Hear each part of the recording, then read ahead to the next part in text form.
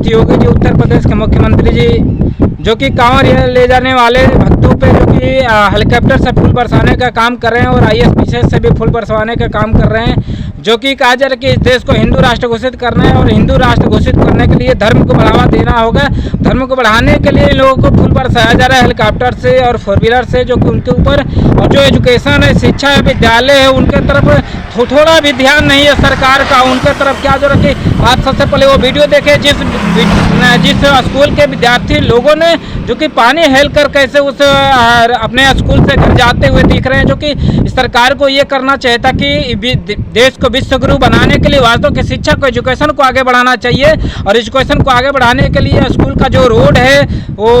रास्ता उसको बनाना चाहिए ताकि बच्चे आसानी से उस रास्ते पे स्कूल जा सके और घर आ सके। तो सबसे पहले वो वीडियो देखें जो कि लड़के ने कैसे उस पानी में गिरते हुए जा रहे हैं और अपने घर जा रहे हैं, जो कि बरसात से उस रूट में रोड नहीं है। तो सबसे पहले वो वीडियो देखिए, उसके बाद हम बात करेंगे इस विषय पे।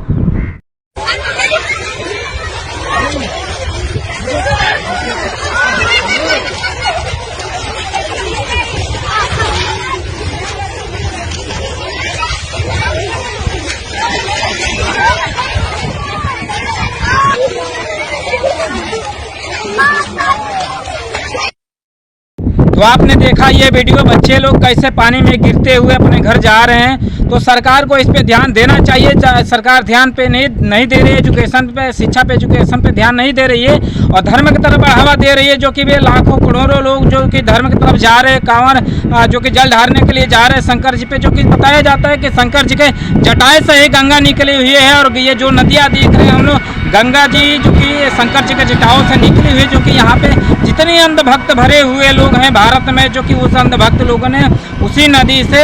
या अपने कहीं से पोखरे से जो कि पानी लेते हैं और पानी लेने के बाद उसी शंकर के सिर पे जो कि जल ढराने के लिए जाते हैं, जो कि आप लोग सोच रहे हैं उनके सिर में तो खुद ही उनके सिर से जो कि जटा से जो कि गंगा जी निकली हुई है। तो आप लोग कैसे डालें, जो कि आप लोग ये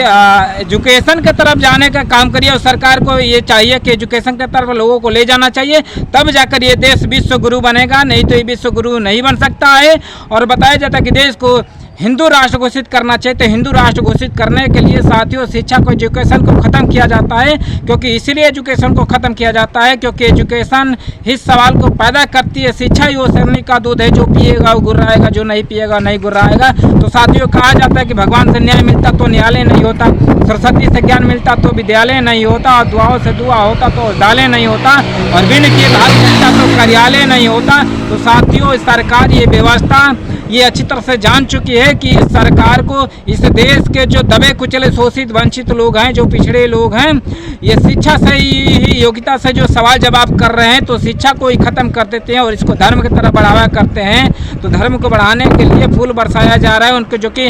मालिश भी किया जा रहा है, या तक कि ISPCS लोग भी सेवा सत्कार में लगे हुए हैं। तो आप लोगों ने देखा इस वीडियो को और आप लोगों ने चिंतन मन करेंगे तो इस देश में वास्तव के धर्म चाहिए या शिक्षा चाहिए और अपने भविष्य का निर्माण करना चाहते हैं, अपने बच्चे का निर्माण करना चाहते हैं, तो एजुकेशन की तरफ भागना चाहिए। सरकार से भी ये सवाल उठाना चाहिए कि हमको धर्म नहीं एजुकेशन चाहिए। ये ज्योतिबा फूले जी ने बहुत पहले ही कह चुके कि देश में 2 घंटियाँ बजती है, एक मंदिर में बजती है, जो कि मंदिर की घंटियाँ बजती है आपको गुलामी की तरफ इशारा करती है, गुलाम पैदा करती है, और एक स्कूल में घंटियाँ बजती है, जो कि स्कूल में जो घंटियाँ बजने का काम करती है वो आपको इंसान बनाने का काम करती है, वो आपको आज़ाद होने की तरफ इशारा करती है।